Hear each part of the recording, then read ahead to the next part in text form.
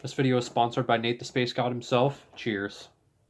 Hey, what's going on, guys? Zero here, back again with another album review. Today's album review is going to be the second studio album from Nate the Space God, titled Aether, or Either. I don't know how you pronounce it. I'm pretty sure he spelled it wrong, but either way, I think it's called Either. And it's a follow-up to his his last album was just released a little while ago, titled Episode 1, which was an album I really enjoyed for the most part. However, Either definitely steps up the game in terms of creativity and lyrical content, so let's go ahead and talk about that right now.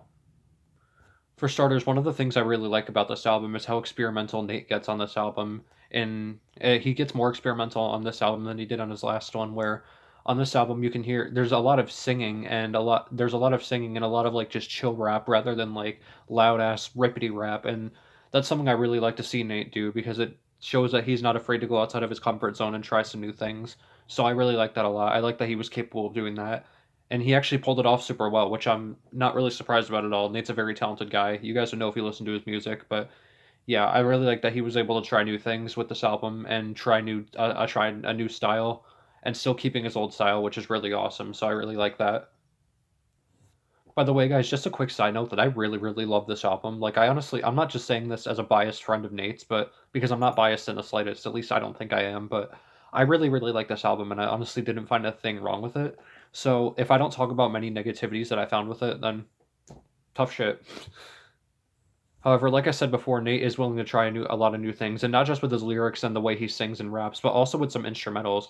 On the song "Wanna Be," you can hear a lot of synths and like disc. I guess you could call it disco theme things and like more poppy stuff. That poppy reference to his last album. Ha.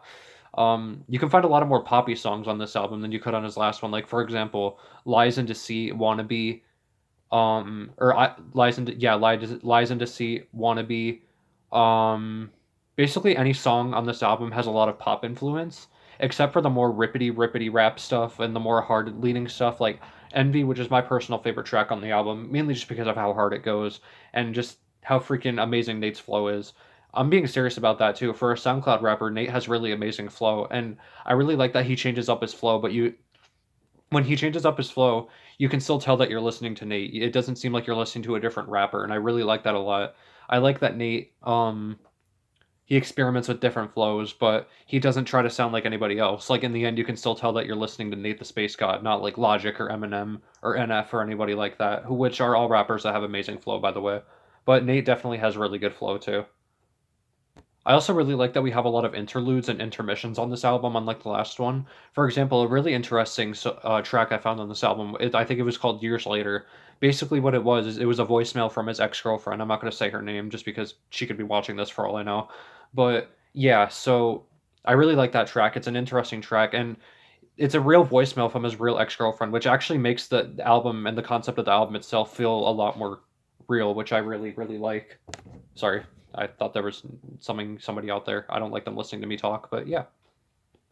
Also, this album takes a lot of influence from a lot of other artists that Nate's into. For example, you can hear a lot of Igor influence from Tyler the Creator, especially in songs like um, "Wannabe," "Lies and Deceit," uh, and even songs like "Be Mine," which is a song I really enjoyed, mainly because Nate is willing to open up about relationships that he's had, and he's willing to talk about them, and I really like that, especially I also noticed a lot of Igor influence on this one, mainly just because of how poppy it is and how jazzy the instrumental is, since I guess you could call Igor more of a pop rap, jazz rap, alternative hip hop album, and I could definitely tell that that's what Nate was going for, and he pulled it off really, really well.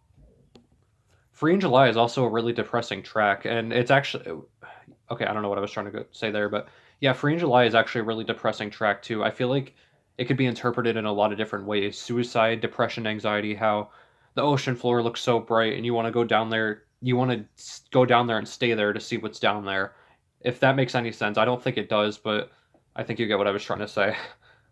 Anyways, yeah, Either Nate the Space God, terrific album, 5 out of 5 for sure. If you guys want to check it out, I'll have the link down in the description down below. As always, guys, this has been Zero, and I will see you guys in the next review.